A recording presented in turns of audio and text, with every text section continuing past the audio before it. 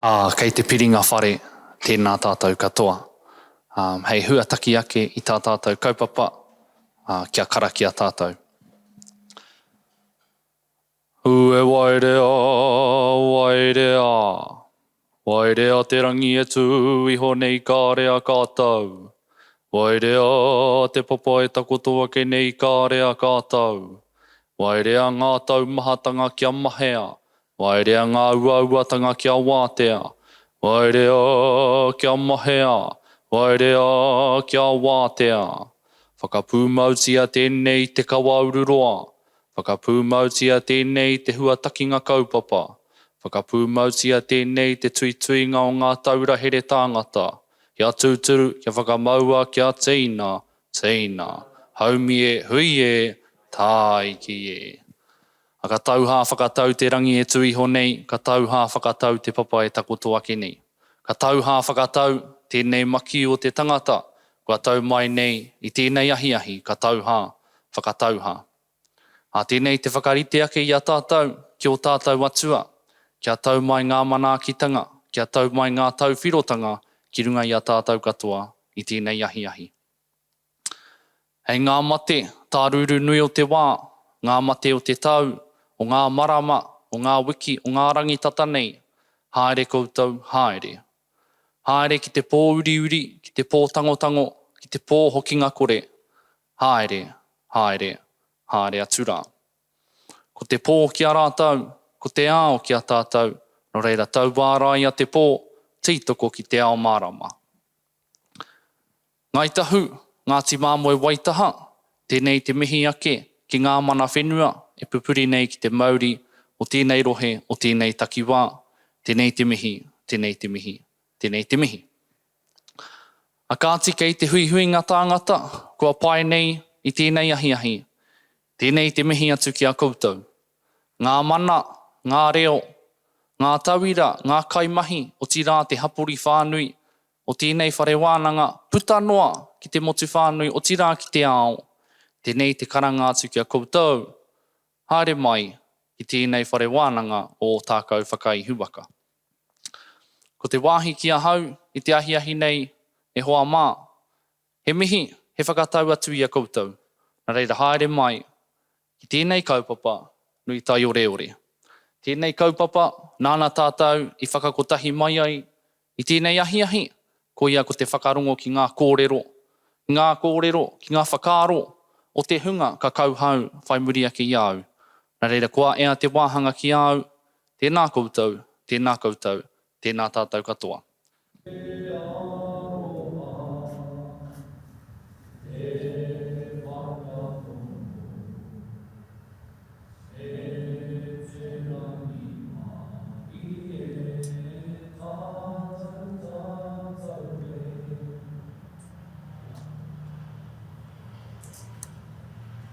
Kia ora mai for that wonderful mihi whakato. No mai, haere mai. Welcome to this first lecture of this year's De Carle's Distinguished Lecture Series, given to us by Associate Professor Ben McKean. But first, health and safety. The toilets are through those double doors and to your right and then to your left. The emergency exit is the one that you came in on as you leave to your left.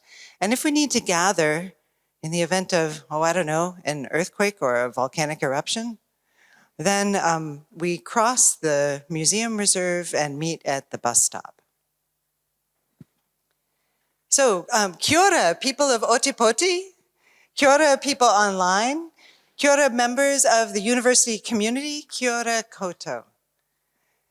Kia ora, Associate Professor Ben McKean. Ben will speak to us tonight about whether despair is an obstacle to climate justice. Ben comes to us from the Ohio State University in the United States, where he teaches political theory and composes award-winning articles and writes mind-blowing books, and also finds time to write in the popular press and to mentor his postgrads, and to advise student groups. My favorite of all of these different enterprises is Ben's 2020 Oxford University Press book, Disorienting Neoliberalism. Everyone who knows this book loves it, and there is a lot to love about this book. But I just want to tell you one thing that I particularly love about this book. I love the way it helps me see myself and everyone else in this vast, globalized, anonymous trading society of ours. It helps me see us as connected to each other, as always already connected to each other. And even before I met Ben, this always felt right to me, but I did not understand it. Now that I've read this book, I can see that this feeling of connection is true and that it's morally and politically important to see how those connections actually function and how we might find freedom and solidarity within them. So I've been learning with Ben about politics and justice for many years now. Lucky me. You guys have it good. You just don't know how good yet. And I have been thinking about climate change too all this long while. And I could not be happier that we now have Ben here in Otipoti to tell us about both things at the same time. So please help me welcome Associate Professor Ben McKee. Well, first, it's just an honor and a pleasure to be here. And thank you all so much for coming. Thanks so much to Professor Lisa Ellis for helping to organize this and organizing the invitation. Thanks so much to Karen McLean for so much help with the logistics. To the Carle family for endowing the Distinguished Lecture Series, to the Division of Humanities, the Philosophy program, the Politics program, the Sociology, Gender Studies, and Criminology program, and to Heikal Papa Honana, the Otago's Climate Change Research Network, for all being a part of sponsoring the visit. So with that, I'll begin this lecture series on climate change politics from despair to solidarity. And as you'll see, it's not exactly a movement from despair to solidarity that leaves despair behind. It might be the case that for many of us, yeah, more volume, all right. It might be the case for many of us that despair sticks with us. And I'm going to argue that it's not necessarily an obstacle to solidarity and to thinking about climate politics. Despair could be an important part of climate change politics. So as I make that argument, let me tell you a little bit about where I'm coming from. Right? As Professor Ellis said, I'm coming from Ohio in the United States. And for a long time, states like Ohio, nearby states like North Carolina were portrayed as places that were climate havens, places that, however bad climate change might be for low-lying island nations and others, this would be a place where climate change wouldn't be that bad. And people could safely move there from other places in order to avoid the worst effects of climate change. Yet already we've seen in the past 2 years that there's really no such thing as a climate haven. In Ohio, 95% of the state experienced the worst drought in decades, which is very significant. Ohio is an agricultural state, and it was a huge burden for the farmers there. Right? We also saw a kind of weather whiplash effect, where we went very quickly from a drought to extreme rains. Right? And so that kind of shifting between extreme weather has already been characteristic of the effects of climate change where I'm coming from. Other so-called climate havens, right, so you can see here, got it even worse. So recently, North Carolina, the western part of North Carolina was regarded, again, as a climate safe haven. Hurricane Helene showed that that was not true. Right? In Asheville, this town in North Carolina, was flooded, really much of it destroyed as a result of this, in a place that had been advertising itself as a climate haven, a place to move to for safety. Now, as this is going on, Ohio is not, it would be understating things to say Ohio is not addressing the problem. Ohio is intensifying the problem. And where I'm coming from, the taxpayers are actually subsidizing and lawmakers are incentivizing climate change. So there was a major bribery scandal in Ohio. First Energy, which is an energy company, spent $60 million bribing legislators in order to subsidize dirty power, right? They were able to get this passed through the legislature, $400 million of taxpayer funds to subsidize 2 of the dirtiest coal plants in the country. And one of those coal plants isn't even in Ohio. They're just subsidizing it to keep it open in Indiana. And so the result of this, the FBI has arrested many of the people involved with this, but the law remains on the books. And in fact, Ohio legislators have shown a real antipathy towards any kinds of efforts to address climate change. They've actually made it more expensive to have an electric car in Ohio. You have to pay a higher annual vehicle registration fee than you do for a gas car. On top of that, the Ohio legislature is currently about to pass a bill, which the governor is likely to sign, that will officially make climate change a controversial belief or policy. And as a consequence of that, all universities in Ohio will be prohibited from adopting any climate policy or making any statements about climate policy.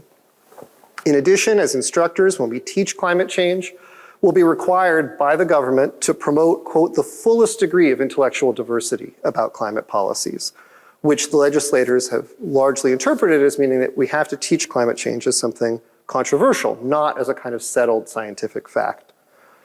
Right? And this bill just passed the Ohio House last week and will likely be signed by the governor next month. So if that's not despair-inducing enough on the state level, within the United States, we of course have federal climate policy, where with the recent re-election of President Trump, Trump has once again withdrawn the United States from the Paris Climate Accord. And in fact, recently, Elon Musk's cost-cutting committee has announced that they may be ending the lease for the Mauna Loa Observatory, which has been keeping track of climate emissions and carbon levels in the atmosphere since the 1950s. Right, so you can see here this quote from the New York Times article. It's unclear what would happen to operations at the observatory if the office were to close. White House Press Secretary Carolyn Leavitt declined to comment, writing in an email, as a matter of policy, we do not respond to reporters with pronouns in their bios. At the same time, as you can see, right, the amount of parts per million of carbon in the atmosphere rose more last year than in any year since it was beginning to be measured. And in 2024, more carbon was emitted than ever before. So if we're looking for positive trends, we're not seeing a lot of them. Really, the only year in which there was really good evidence that emissions declined was because of COVID. And since then, emissions have continued to climb. And as you can see, already the average annual temperature of the planet has risen last year. They now estimate by 1.6 degrees centigrade, which is already over the 1.5 degree target that the International Panel on Climate Change had set as a target. So in this context, right, it's not surprising. And so again, it's not just the United States where things are being rolled back. We just had a new prime minister elected in Canada, whose very first act on taking office was to eliminate the consumer carbon tax there. At the same time, the US government and others are cracking down on civil society groups that are trying to promote better climate policies. You can see here, just last week, Greenpeace was ordered to pay the Dakota Access Pipeline 2/3 of $1 billion in a case that could bankrupt Greenpeace USA. And so it's not surprising you see articles like this from countries around the world, right? Japan's youth climate activists are still searching for a breakthrough. So that quotes one such activist saying, there wasn't much evidence that our activism was generating interest or leading to action, much less changing society as a whole. By the time I was in my second year of college, I was troubled and tired. So that's the context in which I'm thinking about climate change and climate justice.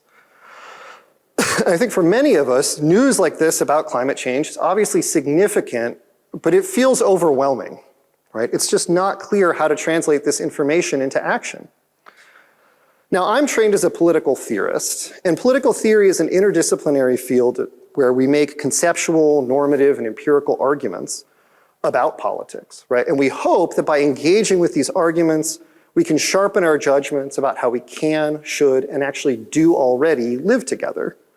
So the question, in many ways, that I'm posing over this whole lecture series is, can political theory help us? Can it help us make sense of the political and social environmental situation that we find ourselves in? So the way I've thought about this, you can hear this a little bit in the book that Lisa already talked about, is I think that one of the things that political theory can do is it can provide us with an orientation to our political and social world. So political theory isn't sort of how-to manual, doesn't give us a set of instructions about what to do to build a better world, but it can help us in describing the context that we're in so that our actions, our political actions, can make sense in that context, right? It can help us with our self-understanding, right? What does it mean that we're citizens? How does that help us understand our role in the world? An orientation can help us think about what are the right questions to be asking about the world that we're in, right? What are the standards of evaluation we should be applying? So for citizens, for example, how should we think about our society? How democratic is it? Is democracy the right standard? So the hope is that when we're effectively oriented to our political world, we can undertake actions that we can believe meaningfully contribute to realizing our values in light of our actual circumstances. So that's what I think in general political theory can hope to do, how we can connect theory and action. Right? And so to be effectively oriented, we need a few things, right? We need to understand first how our social and political arrangements actually operate. We need to understand how those operations are usually made like intelligible and understandable, what legitimates those institutions and arrangements to those of us who are subject to them. And then finally, we need to think about the normative values that our actions should promote in that context, in light of both how things actually work and in how people describe the way they work, how they understand them, and how they legitimate them. So when it comes to anthropogenic climate change, right, obviously the first thing you need to do to be effectively oriented is to understand the causes and effects of anthropogenic climate change. You need to understand the science. I'm not talking about that part. I'm a political scientist, not an environmental scientist, right? But I think for the most part, in 2025, the causes and effects here are quite well understood, right? What's not well understood is what to do about it, right? And so one of the first things that you notice when you begin to understand the politics of climate change is that there's a mismatch, right, between the way our institutions talk about what they're doing, which often at least purport to take climate change seriously, and then what they actually do, how they actually operate, which for the most part plainly do not try to address this problem seriously. So one of the key questions for us is, well, what perspective should we take on that mismatch, right? What values can and should we promote in this context, where it's not enough to say, well, we want to take climate change seriously. The institutions often say that too, but then they don't put that into action, right? So what does it mean for our actions? How can we resolve this mismatch, right, and get the institutions to actually do what they say they're going to do, to take in reality seriously what they say already they take seriously. So for the arc of this lecture series, today I'll be talking about is despair an obstacle to achieving climate justice? And it's in a certain sense a pair with the next lecture on climate change as a challenge to narratives of progress. These first two lectures are really about how we make ourselves feel that things are going to be all right, right? And then are those ways of making us feel all right about what's happening really helping? Or are those obstacles, in fact, to getting done what needs to get done? In the next three lectures, I'll be talking about how we need to revise some of our most important political concepts in light of the challenge that climate change poses. So I'll be talking about how we need to think about popular sovereignty in light of climate change, whether or not claims to do politics in the name of the people are enough for this kind of an environmental problem. I'll be talking about the idea of a global politics. People talk about global justice. They've talked about global justice for many decades. Is that the right way to think about this kind of problem? Does that kind of idea of being a global problem erase some of the really important different challenges that different groups face? For example, does it erase indigenous politics? And finally, I'll be asking if addressing climate change requires us to revise our understanding of the market, and whether or not the idea that the market can solve some of these problems is really an appropriate way of approaching this. And then finally, in the last lecture, I'll be talking about changing our ways of seeing nature as a way of trying to build solidarity. That, as I say here, should tie it all together, but we still have a couple lectures between now and then before I can make that case. So that's the overall arc of the lecture series. Let me talk a little bit just to give you an overview of what I'll be talking about as the main substance of today's lecture. So I'm going to return to this problem that I've already kind of gestured at of climate change as a breeding ground for anxiety. Lots of people talk about having climate anxiety. I'm going to try and then people further worry that people who get anxious, people who get despairing about climate are then going to be inclined to not do anything. And they'll only make the problem worse. So a lot of people in the climate activist politics try and minimize despair. They try and minimize anxiety. They try and promote hope. Maybe hope, they say, can get us to break out of this cycle of inaction. Maybe if we're hopeful, we'll be more likely to act. So that's the main idea I'm going to challenge in this lecture. I don't think that's the right way to approach climate politics.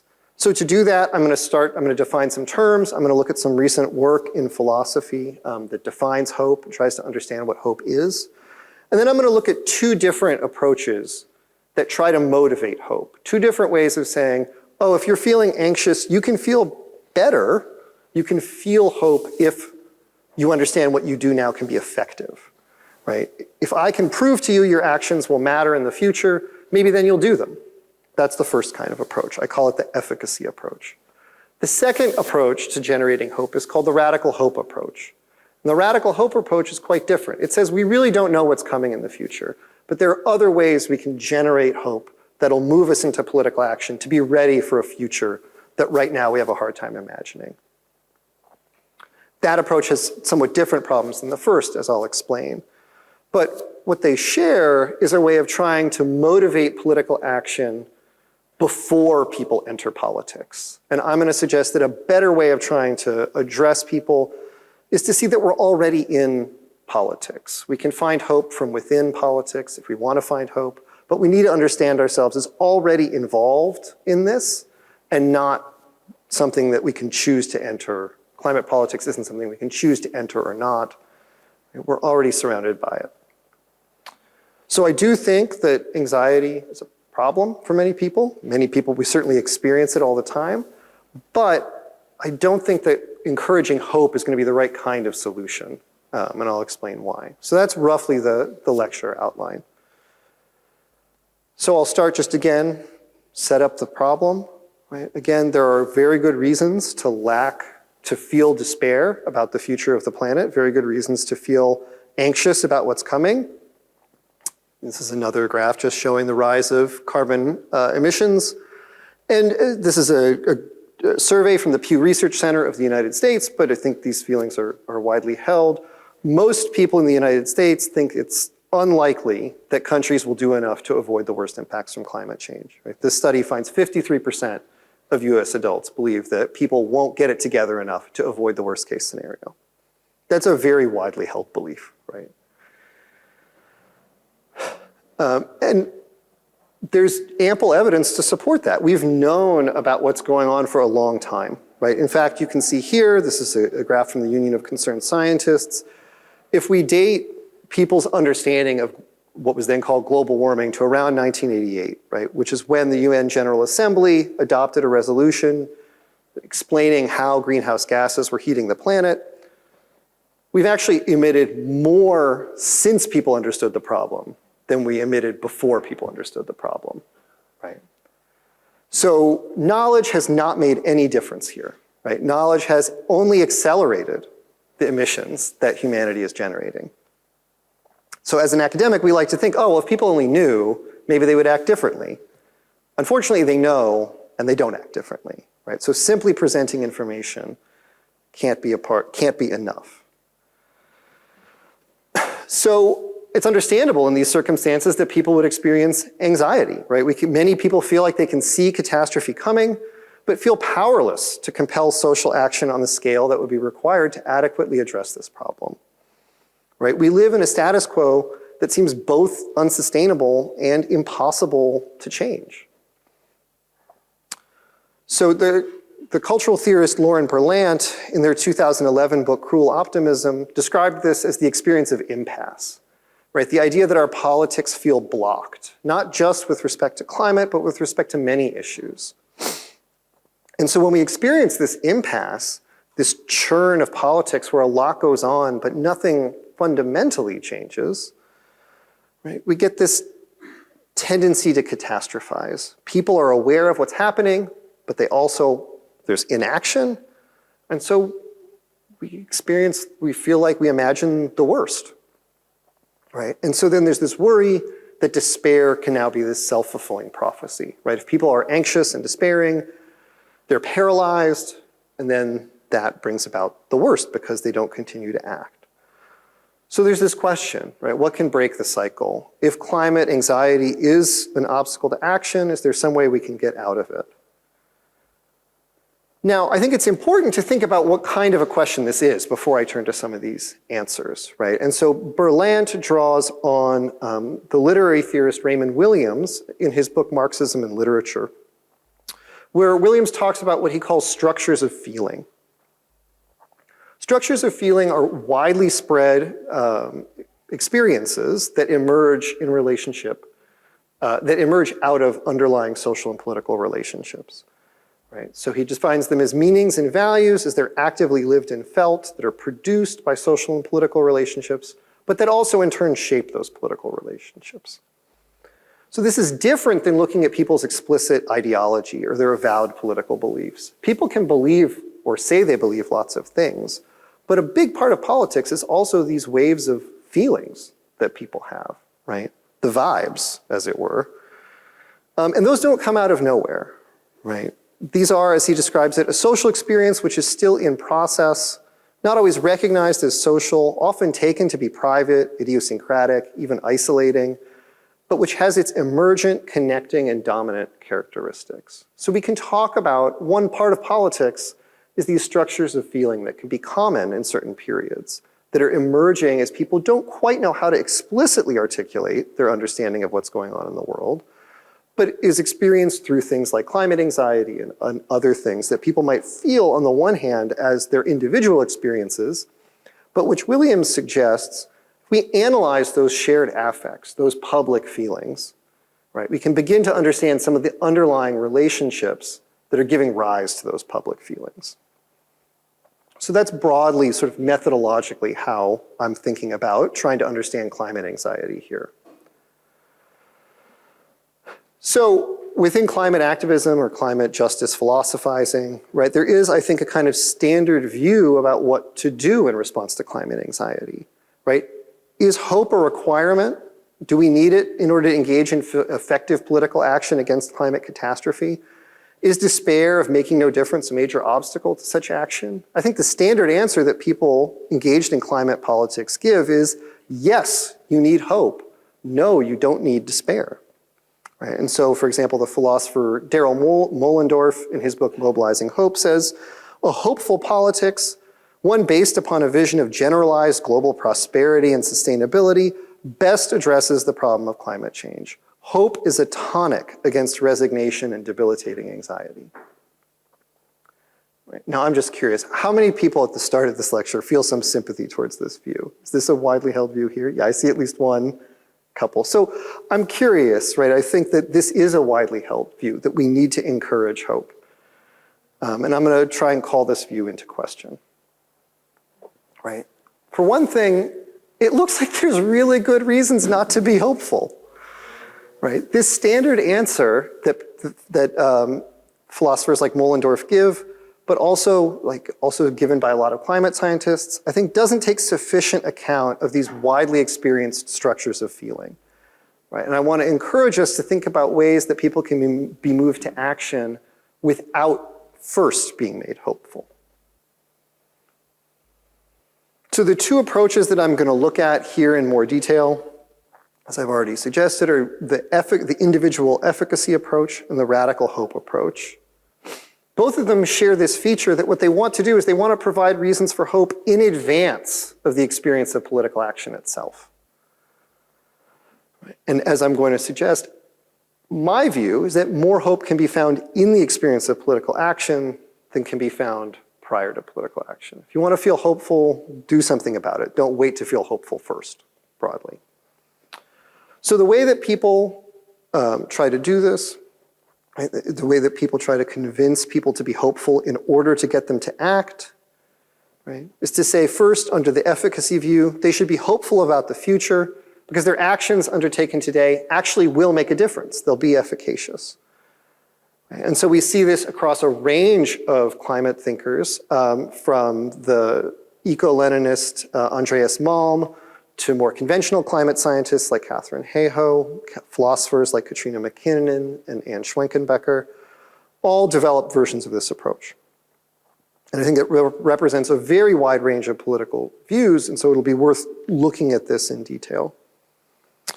Another quite different approach that's been popular is the radical hope approach. This idea that what we need in the face of these radical changes that we need to enact in our lives is not just an ordinary hope about ordinary political action, but a kind of radical hope that something that we should be hopeful about really enormous changes that could otherwise be quite scary, right? Not just scary, but as the philosopher Jonathan Lear puts it, beyond the horizon of our present values and understandings. And Lear draws that from his interpretation of the Crow people, and in particular their chief Pleniku. So I'm going to talk a little bit about his way of retelling that indigenous history and look at the way philosophers like Alan Thompson and Byron Williston have then tried to apply that to climate change. So those are the two approaches that I'm going to look at and critique here. And I'll start by, So what I want to argue about both of these approaches, right, is that they employ sort of moral psychologies that are a bad fit for politics in general, and they're bad fit for our political circumstances in particular. That is, in other words, they don't orient us effectively. And so my alternative, as I've said, is to sidestep the need for hope, to focus on the present day value, not the future value, but the present day value of political action, apart from any possible good effects it might have in the future, but also to recognize the potential political power of radical despair and not assume that hope is what we need. So let me define some of the terms. Hope there's a real hope industry in philosophy these days. I've just selected some of the books that people have written on hope in philosophy and political theory recently. Many of them are very good, but I think it's quite interesting that this has been the topic that's been attracting so much attention. And I think it's useful to look at how some of the best philosophical literature, which is often coming from feminist philosophers, is defining hope, because I think it'll help us get a little bit more specific about what we're talking about here. So within the moral psychology literature, the orthodox definition of hope is that it's simply a combination of the desire for an outcome and the belief that the outcome is possible but not certain. Recent work has suggested that that's actually insufficient as a definition of hope. So as the philosopher Adrian Martin argues, the orthodox definition cannot accommodate the fact that two people with the same powerful desires can, faced with the same slim odds, seemingly differ in their hopes. So here's what she means. She gives a thought experiment, as philosophers often do. This is her cancer research example. So she imagines two people, Alan and Bess, both have cancer that's likely terminal, and they both enroll in a research study knowing that there's a less than 1% chance the trial will be effective. Right? So they share the same desires and beliefs about what they're doing, but they have very different attitudes, right? With Alan emphasizing how poor his chances are, and Bess hoping against hope. Right? So those two people are experiencing hope in very different ways. In fact, we might even want to say that Alan is not being hopeful in the same way that Bess is. So we can then add a third element to our definition of hope. Here I'm following the work of Katie Stockdale, her book Hope Under Oppression. So she says that we should understand hope as being the desire for an outcome, the belief that the outcome's obtaining is possible but not certain, and to now differentiate Alan from Bess, seeing or perceiving in a favorable light the possibility that the desired outcome obtains. So now we can have a definition of hope that picks up on this difference between Alan's despairing attitude and Bess's hopeful attitude. Now, I will say Stockdale does have a secret fourth feature of her definition of hope, which I'm not going to share now, but we'll save for later. But I think for now, these three parts are the ones that are most useful for us.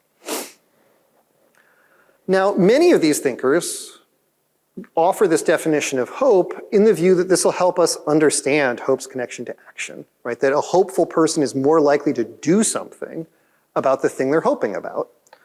So Adrian Martin, for example, says, desire is pretty unreliable as a form of motivation, while hope has the potential to regulate our imaginative and agential activities in a steady and sustaining way. So for Martin, the idea that we can hope for something means we're going to engage in all kinds of activities that are associated with hope, right? Fantasizing about the outcome, planning for the outcome, anticipating the hoped for outcome. Those are all things that the hopeful attitude, right, facilitates our doing. So there's a kind of intrinsic connection to those actions for Martin. Victoria McGeer similarly argues that hope involves engaging agency, right, in attitude, emotion, activity towards the desired outcomes obtaining in the future. And Katrina McKinnon argues perhaps most strongly in an article I'll be returning to later, Against Despair. McKinnon argues hope can increase the probability that a person's agency achieves its purpose, and so can galvanize the person's will as it aims at this purpose. So the idea is, if you hope for something, you're more likely to will to do the actions to bring it about. And I think that's a kind of common sense view.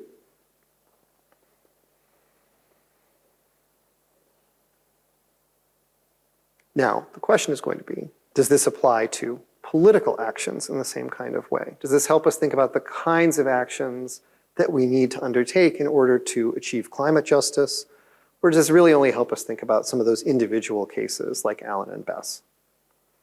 So to understand that, I'm going to look at some of the arguments made by the climate activist and theorist Andreas Malm, who's a Swedish geographer who has become quite well known for his work, How to Blow Up a Pipeline, which has been made into a major motion picture, which is not something that happens a lot to people writing climate theory.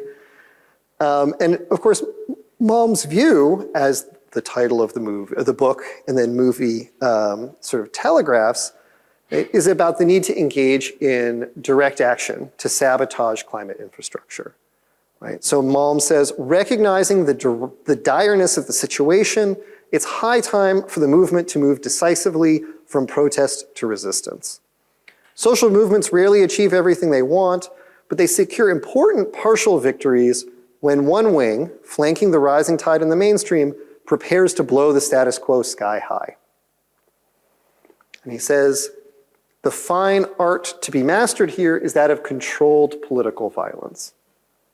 Now, it's not surprising that a call for controlled political violence would attract a lot of attention. And of course, much of the response to Malm's book has been about judging the tactics that he proposes here, right? Would it really be effective to blow up a pipeline? Would that really make a difference? That is not the argument that I'm going to be engaging with here. I'm going to be engaging in his argument in the third part of the book, which is that where he explains part of what he thinks their value. The third part of the book is called Fighting Despair. So part of the point that Malm is engaging in here, Malm describes himself as an eco-Leninist. He's very much in favor of taking vanguard activities, right, to try and move other people along.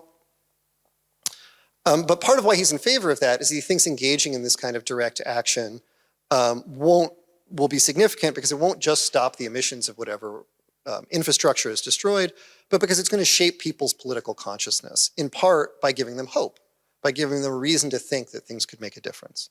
So he describes this in part as the radical flank effect. He says the task of climate activists cannot be to take an existing level of consciousness as a given, but rather to stretch it. They should walk ahead. Not too far from the masses, which would lead to isolation, nor in the median or rear, which would obviate their mission.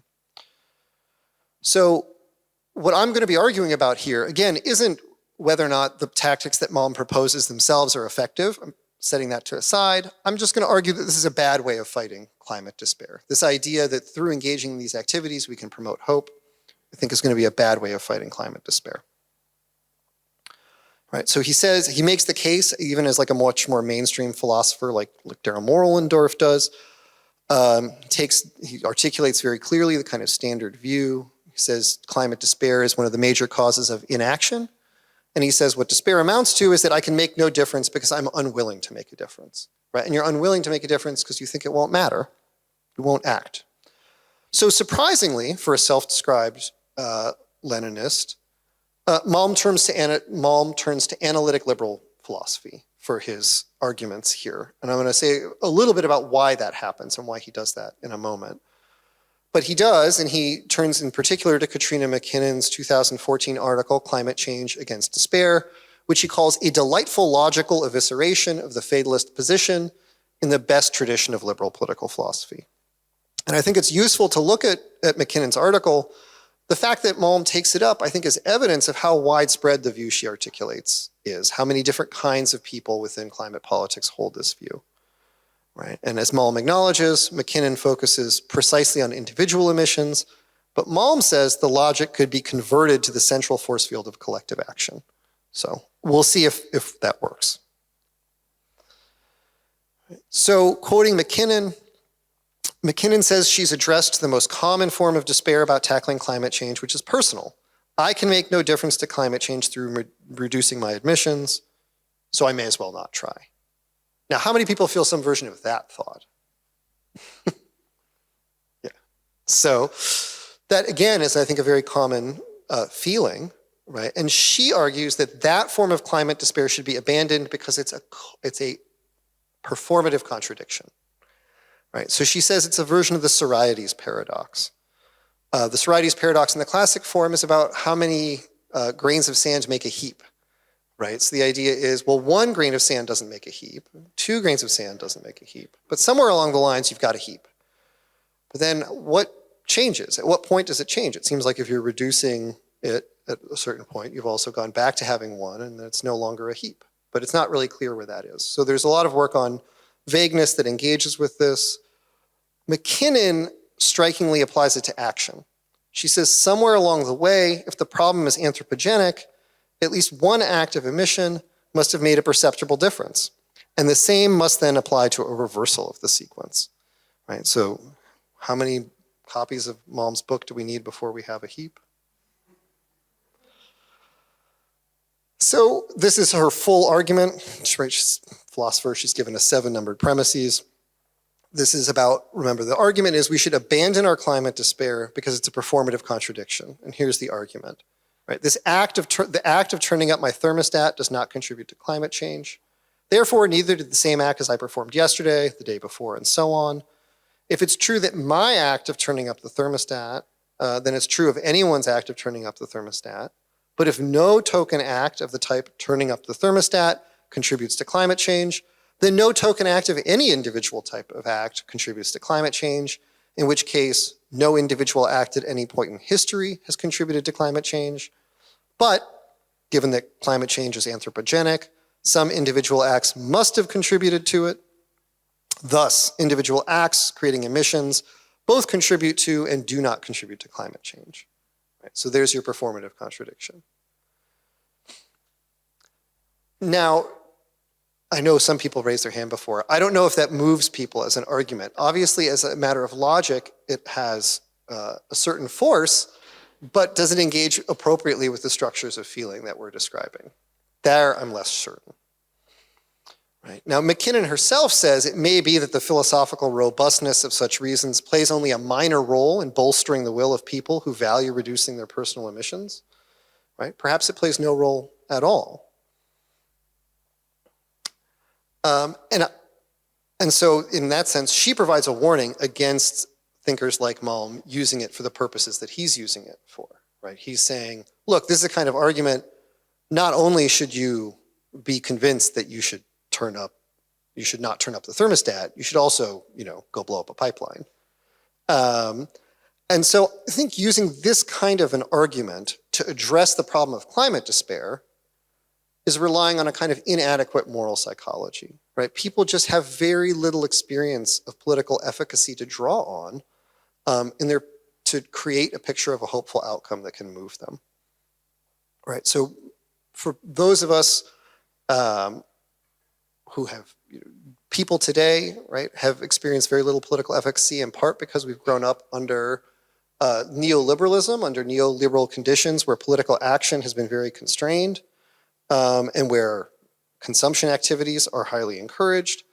So in his book, The Consumer Citizen, Ethan Porter shows that Americans spend about 9 times the amount of time on consumer activities as they do on civic activities. So if we're talking about trying to convince people to move to action, you can show them something's a performative contradiction, but if they don't have any experience of what it's like to be politically effective to draw on, it's not going to be very vivid for them. It's not going to actually move them to action. And I think that there's a deeper problem here, which is not just that you're asking people to be convinced that they can be politically effective when they have never had any experience of it, but you're also asking people to believe in hope, to believe that they can certainly make a difference, when the most you can really offer is that they have a possibility of making a difference. Right? So there's a way in which the whole efficacy approach is trying to launder this possibility of making a difference into a sort of certainty of hope and a certainty of action. So in Malm's description of why people should feel hopeful, he says, no more is required to maintain a minimum of hope. Success is neither certain nor probable, but possible. And so he suggests merely the fact that your actions might be possibly effective should be enough to give you hope, which is, I think, less plausible. Right? McKinnon similarly says, abandoning the judgment that individual emissions make no difference involves acquiring the belief that it's uncertain what contribution individual emissions make to climate change. But then she says, uncertainty provides the context for hope rather than despair. And that does not seem well supported to me. So this is where I want to bring in the fourth feature of hope that the philosopher Katie Stockdale had mentioned. This is the sort of secret fourth feature I was holding back for now. Right? And this is the fact that the nature of hope itself involves, as she puts it, an explicit or implicit acknowledgement of the insufficiency of one's own agency in bringing about the hoped for outcome. In other words, when we hope, we recognize our limitations as agents in our capacities to affect the world. If you can actually accomplish something, you don't need to be hopeful about it. You can just know you can do it. But being hopeful about something, as Stockdale points out, means that it's not something you can bring about by yourself. So while there are ways that hope engages our agency, it also engages the limits of our agency. And that is also an important feature to think about when we're trying to make people feel hopeful about climate change. All right, such things as luck, environmental conditions, and very importantly, the agency of other people and institutions can affect the probability that all of our hopes will be realized. So I think one of the reasons why we see a self-proclaimed eco-Leninist like Malm turn to liberal analytic philosophy is that he is addressing an audience of individuals, right? There are not, like one of the reasons that we're despairing is that we lack sufficiently large social movements to make a difference. And that's not something I can change through my own action. I can participate in movements, right? But I cannot just wave my hands and make there be a sufficiently large climate movement that we can actually win. That's part of why we're depressed. That's like part of the problem. You can't wish that part of the problem away. And I think that's sort of what we see Malm trying to do here in a sense, right? To try and get people to bootstrap their way into a large climate movement. And so he wants to wish away these performative contradictions in individual attitudes. But actually, I think these performative contradictions in our individual attitudes reflect a deeper social contradiction in the way we've set up our institutions. It goes back to the point that I began with, that we have institutions that purport to take climate change seriously but don't do anything about it. So given that we have this contradiction in the behavior of very large institutions, it's no surprise that we would see a certain kind of contradiction reflected in the attitudes of individuals as well. So I don't think we're going to see those performative contradictions in individual attitudes go away till those underlying social relationships change. There's a third way in which I think the efficacy approach, this idea that convincing people that their actions make a difference and so they should have hope and therefore they should act. There's a third way in which this is, I think, relies on a kind of flawed moral psychology, right? Which is that there's a sort of overly rationalist view here.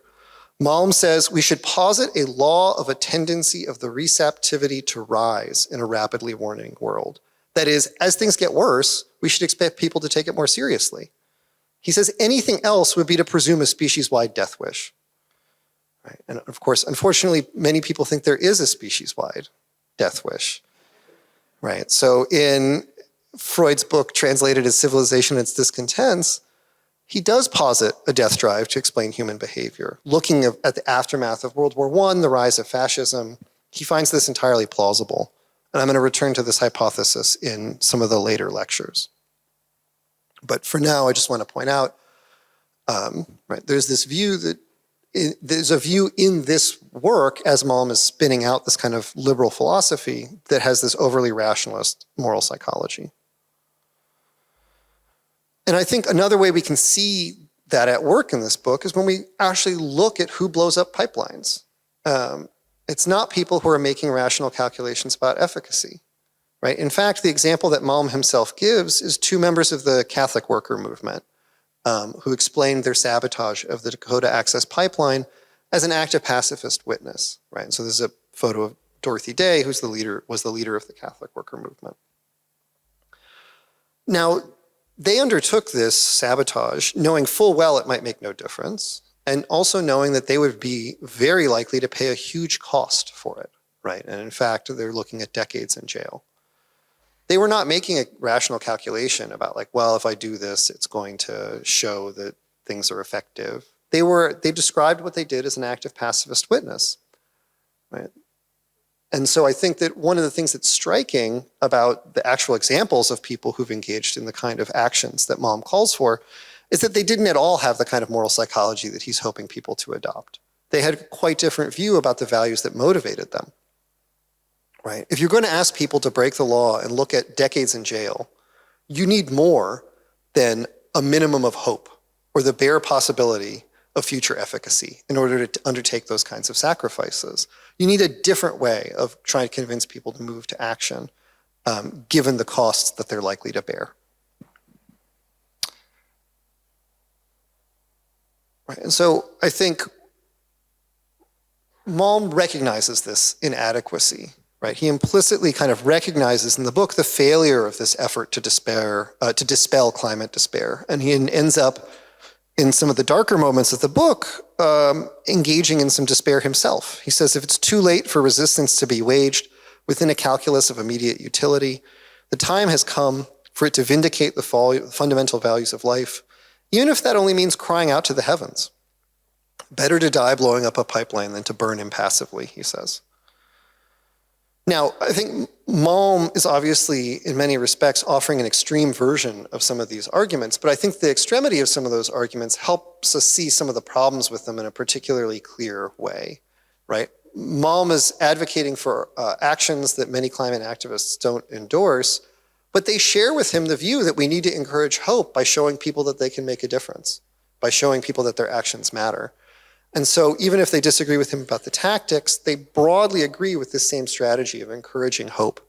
And I hope I've shown some of the reasons why that particular, what I've called the efficacy approach, has flaws as a way of trying to get people to act. So let me turn to the other approach, let's call it the radical hope approach. All right, so this is a quite different approach from the efficacy approach. Right, this suggests that climate despair concerns our inability to imagine a radically different future and what it would mean to flourish there. What would it mean to flourish in a world either where climate disaster has happened or where we've actually made the radical changes that would be required to reduce emissions?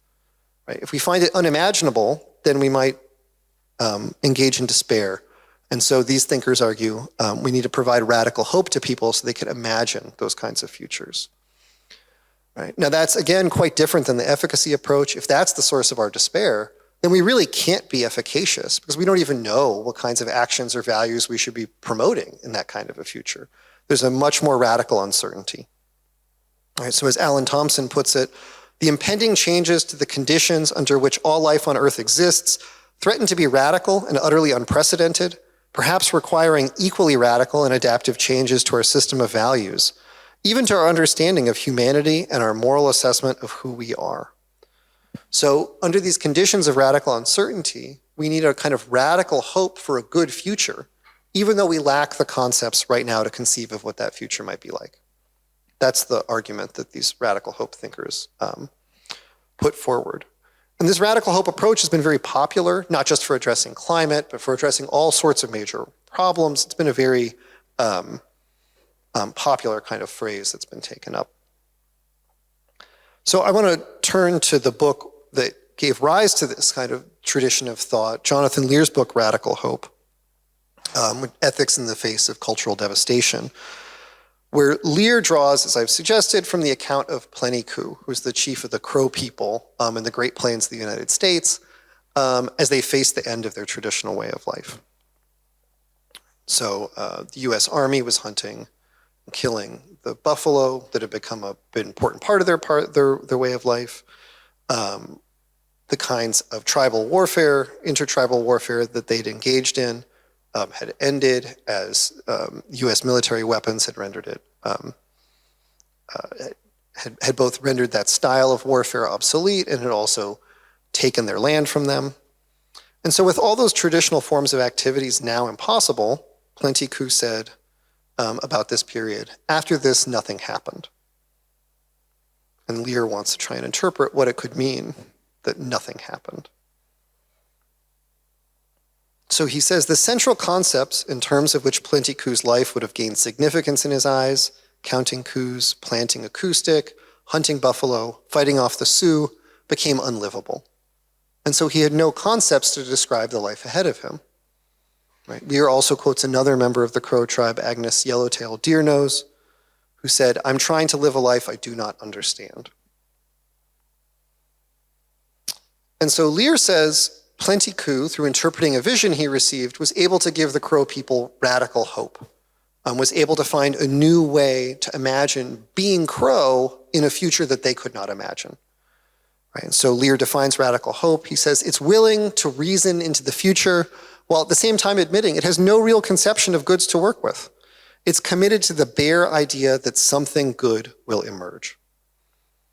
So we can say that radical hope is both the belief that the goodness of the world exceeds our current understanding of it, and the belief that this transcendent goodness underwrites the possibility that we can find new and different manifestations of the cultural values that are disappearing. If the old Crow way of being brave was to engage in certain forms of warfare, there would need to be a new way of being brave, but it would still have to be a Crow way of being brave. And Lear argues Plenty-Coup was able to articulate that by providing radical hope. So a number of philosophers have taken this view of radical hope, this concept, and applied it to climate change. So Alan Thompson, in his paper, Radical Hope for Living Well in a Warmer World, says for many of us to even conceive the possibility of living well with significantly less requires a kind of imaginative excellence similar to that of Plenty-Coup.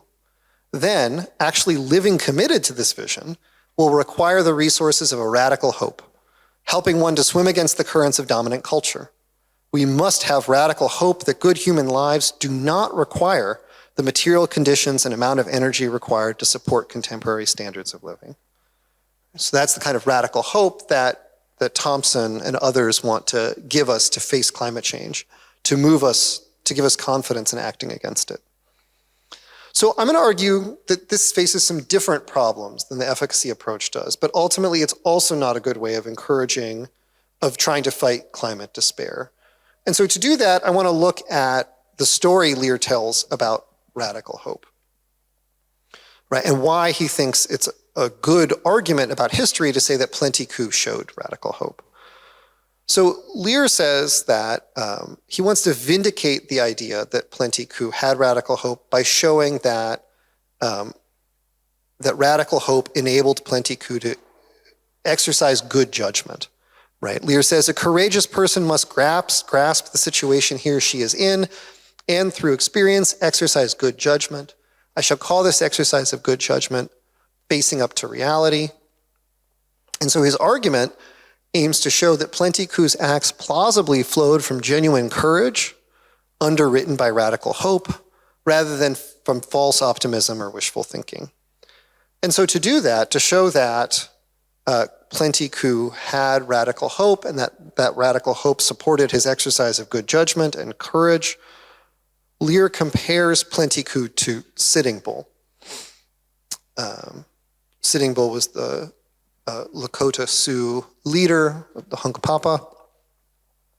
And the Sioux and the Crow were two tribes that were often at war with each other.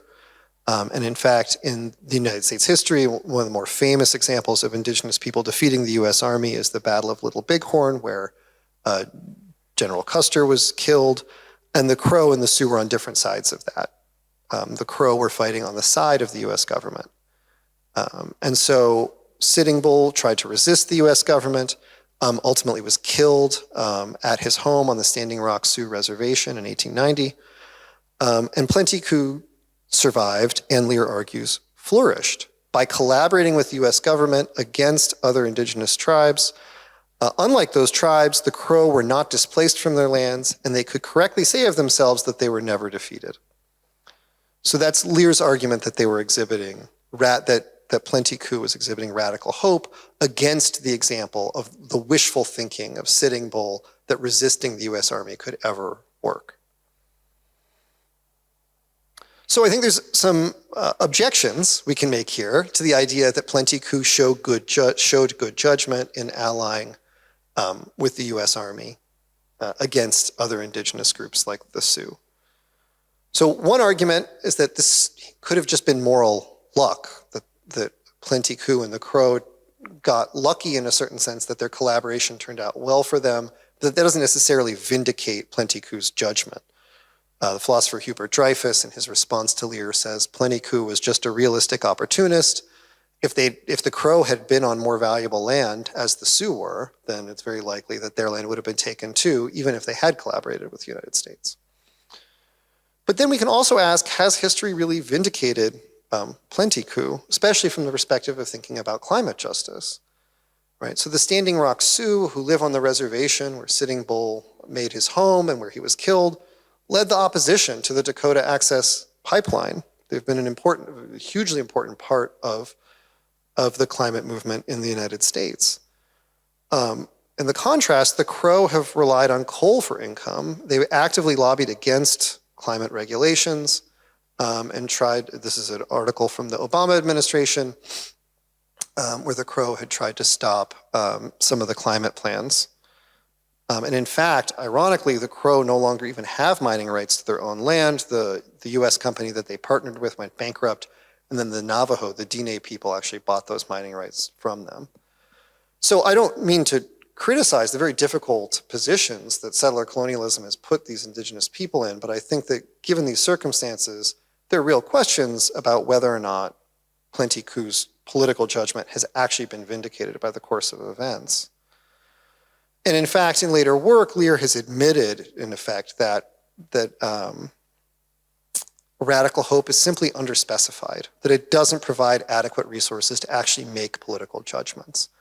So in his response to Hubert Dreyfus, Lear writes, radical hope is independent of any political decision, whether to make an alliance or to fight, even to fight to the death. Radical hope could be manifested on both sides of that decision. So if that's the case, it's really not giving us very much to work with in terms of the kinds of actions that it's going to move us towards. But I think maybe more tellingly, radical hope just addresses the wrong problem. Radical hope addresses despair, right, as Lear develops it. The idea is people are despairing that the concepts and the practices that they've used to make sense of their life have lost their grip on reality as they've become increasingly impossible to practice.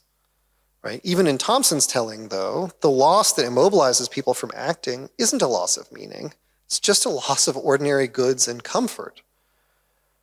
Right? And I think ultimately when we think about the causes of climate despair is really about transition problems. It's not an inability to imagine a sustainable future, but it's about an inability to imagine a practical pathway there.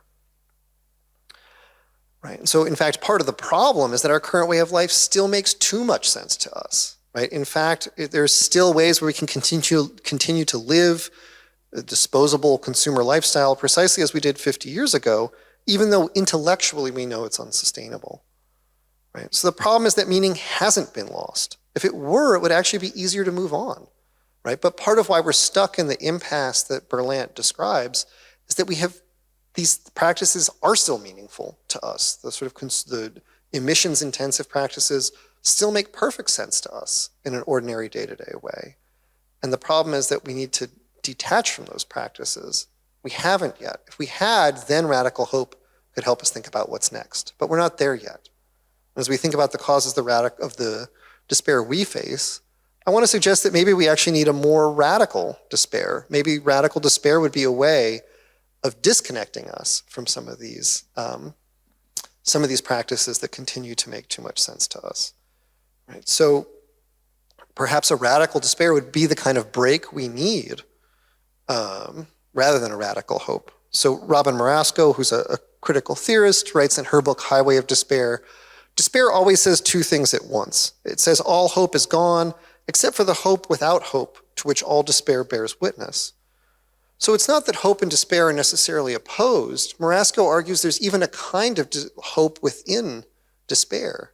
If you really had no hope, you would just give up. You wouldn't even be despairing about it. But she says there is a kind of hope without hope. And perhaps in that sense, climate despair is not the thing that we should be worried about.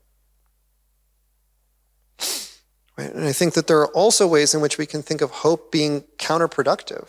Right? I think in a lot of this climate language, people position hope as being pleasant. People position hope as being the thing we want to encourage. But when you're hoping for something that's not going to come, when you're hoping for something, that can also lead to inaction. It can lead to discomfort, right? So Stockdale argues, although we commonly think of hope as a pleasant release for the mind, giving people space away from their difficulties to imaginatively inhabit a more pleasant future, hope is frequently an unpleasant attitude through which agents emotionally respond to the possibility of escaping dangerous conditions. Right? So hope doesn't always help us escape those dangerous conditions. Right? Sometimes we need a little bit of radical despair to actually take seriously the dire circumstances that we're in. So I think that if we embrace that possibility that climate despair can be productive, there are going to be other kinds of actions, other kinds of orientations towards climate action that we can imagine, right? Climate action might not be heroic. It might not be exciting. It might be something more like hospice care, right? And I find this argument very interesting. This is not actually an argument that was developed specifically about climate, but I think it applies to it quite well in a lot of ways.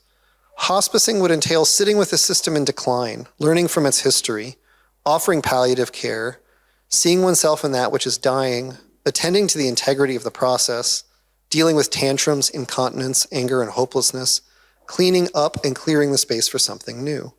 This is unlikely to be a glamorous process. It will entail many frustrations, an uncertain timeline, and unforeseeable outcomes without guarantees. Though I think with hospice care, of course, there is one guaranteed outcome, which is death. And I do think that that is a kind of limit to hope, right? But there is a way in which acceptance of that can enable moving beyond it in various ways. So I do think that this idea of climate action, not as heroic victory, but as hospice care, might actually be, in a certain sense, more fitting, and for that reason be better able to move people to action. Right? It doesn't present the same kind of temporality of crisis that I think a lot of the urgency of climate action does. And so I see this call for climate action as hospice care connected to a critique that Kyle White, who's a climate philosopher and member of the Citizen Potawatomi Nation, makes against what he calls crisis epistemology. Right? Part of what drives this insistence on providing hope is the idea that we're in a crisis and we need to hope we can get out of it. And part of what White argues is we need to change that thought of crisis. We need a different kind of temporality to address this, right? Not the feeling of crisis, but the experience of the long catastrophe that indigenous people have long known. So White argues epistemologies of crisis involve knowing the world such that a certain present is experienced as new. But from the indigenous perspective, there's nothing new about capitalist and settler colonial societies destroying the earth. Right? From the perspective of ancestors, this world already looks like a post-apocalyptic dystopia. Right? And so if we think from that perspective, right, we might actually be able to not like leave our anxieties behind, but I think shape them in a different kind of way, can be oriented to them and to the problems that we're facing in a different way. So if we want to ask, why should I take action, right? Why should I do something about the climate if it won't make any difference, if I can't promise that it'll be effective? I think we can appeal to the present day value of political action, right? Engaging in political action right now is an important way of building community. It's an important way of learning skills. It's an important way of experiencing the pleasure of acting in concert. It's an important way of expressing your freedom or the value of environmental stewardship. All of those things are values that we can get out of political action. All of those can be motivating to engage in political action without over-promising how effective they can be at bringing about the results that we want, right? But they can still be effective. They can still be a way of moving people to action without saying, oh no, be hopeful. Well, maybe don't be hopeful, but you still have good reasons to do it, right? And I think actually once you do it, you'll find that probably you will feel less anxious, but no guarantees. So I think there are ways of moving forward without hope, right? I think sort of famously, in fact, Greta Thunberg said, I do not want you to be hopeful, right? She saw hope precisely in that way of being an obstacle to action rather than a spur to action, right? Whereas Mike Davis, who's a political writer in California, wrote, fight with hope, fight without hope, but fight. And so as we move forward, right, part of what we need to do, it seems like, is slow down, right? We're in a culture where things move very quickly. Part of neoliberal capitalism is like we're used to getting things instantaneously at the click of a button.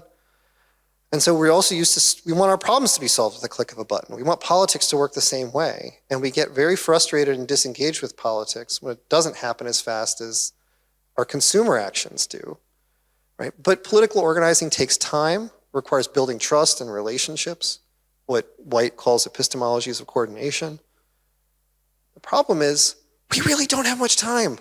Like, we really are, on the other hand, right? Things are getting worse if we don't take action now.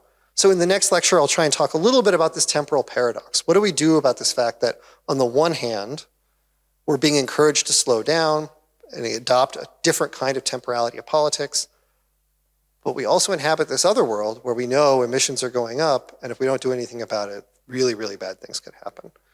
So that's a little teaser for next time.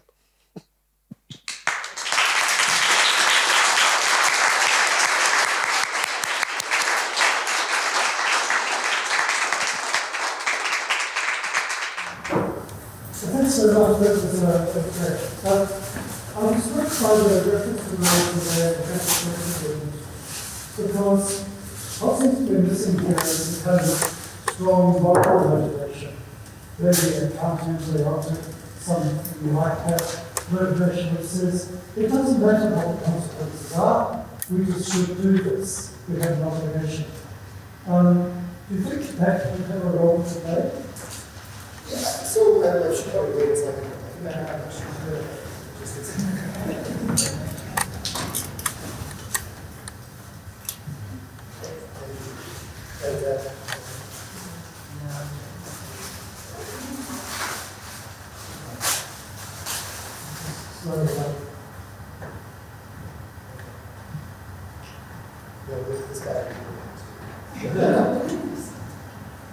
Well, we're just going to have to move forward. So, yes, I certainly think that provides a role. Presumably, for people who feel moved by that, well, psychology, they don't need all these other arguments. But I do think it's interesting that even Kant himself, when it came to politics, did not think that was always sufficient. Right? So actually, part of what we talked about in this lecture about narratives of progress is the way that Kant does endorse the theodicy. Right? He endorses the belief that we must live in this world where God makes sense. And part of that means we can explain the fact that so many of our actions seem to have bad effects by looking at progress. Right? So part of how he thinks about how to make sense of all this, part of how he orients himself is through this narrative of progress so that one can feel like those actions make sense. I think climate change provides a huge challenge to that form of meditation. It feels very hard to endorse a narrative of progress when you're still making things so much worse. And I also think there's these larger questions about collective action. Right? A lot of what we're looking for is not just on what I do, but what we do together. So there, the forms of motivation aren't always sufficient for individuals to act. Not just individually, but act together.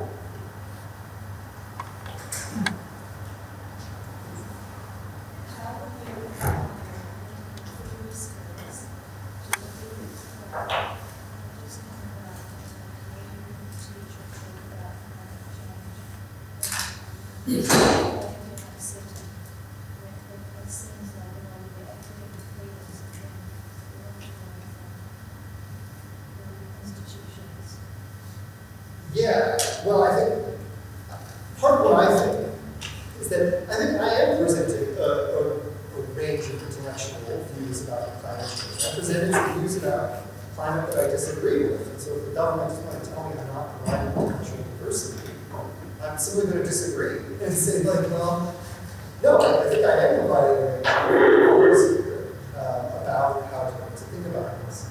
Am I including the view that climate change is completely false or Chinese hoax or whatever? No, there's lots of other reasons I'm not including either. So I think what I'm doing is going to be fully compliant with how I understand it. But I think it is a very scary time. I mean, it would be one thing if that was an action happening in isolation, but it's happening at the same time with these, there's not just the crackdown on communities, but the Trump administration is trying to go, it's trying to actually charge a lot of members with fraud for having taken money from the US government to spend on policies. Now they're trying to bring it down. So there's a lot of ways in which they're cracking down on some of this. I'd like to say, oh, they just shows that we're many steroids. Fortunately, I don't think that's true. They just have a lot of power and use it. But I to do what we can to articulate customers and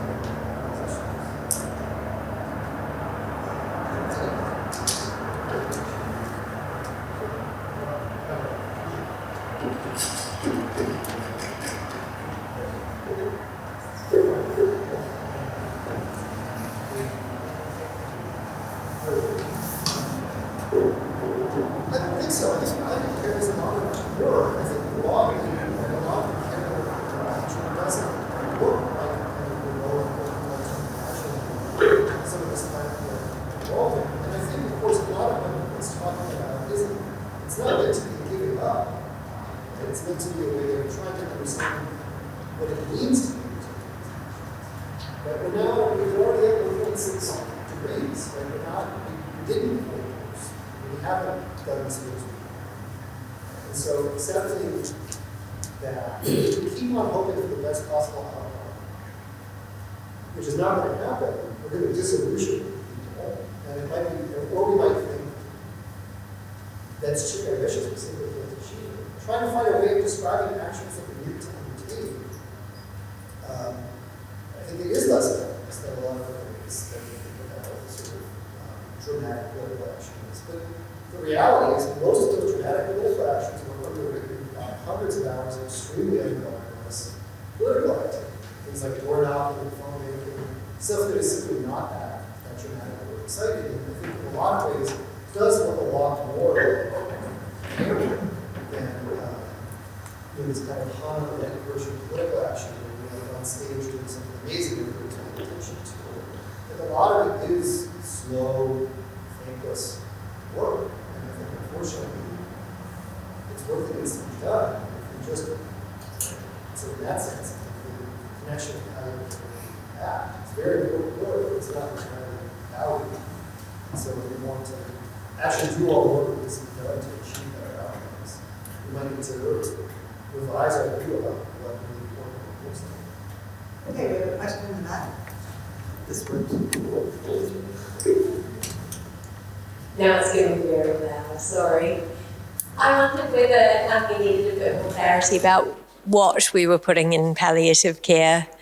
You know, is it the earth or the future, or is it our current way of life that we're palliating? Because I feel like in the book, she's really talking about putting capitalism in palliative care. She's not talking about putting the climate or the earth in palliative care or biodiversity or whatever.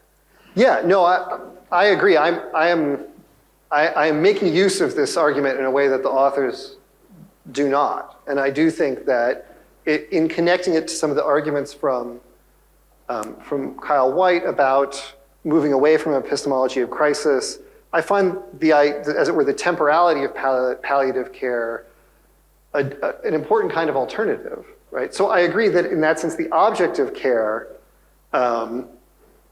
could vary, right? As the authors think about it, they're trying to think about the bad systems, and we can think about it that way too. But I do think it can be useful to frame it that way, to think about mourning for a world we could have had that we can't have anymore because we've destroyed it, we've harmed it. And so I do think that it's an extension of their way of thinking, but I think it can be helpful, right, to come to terms with what we have, the work we have left to do.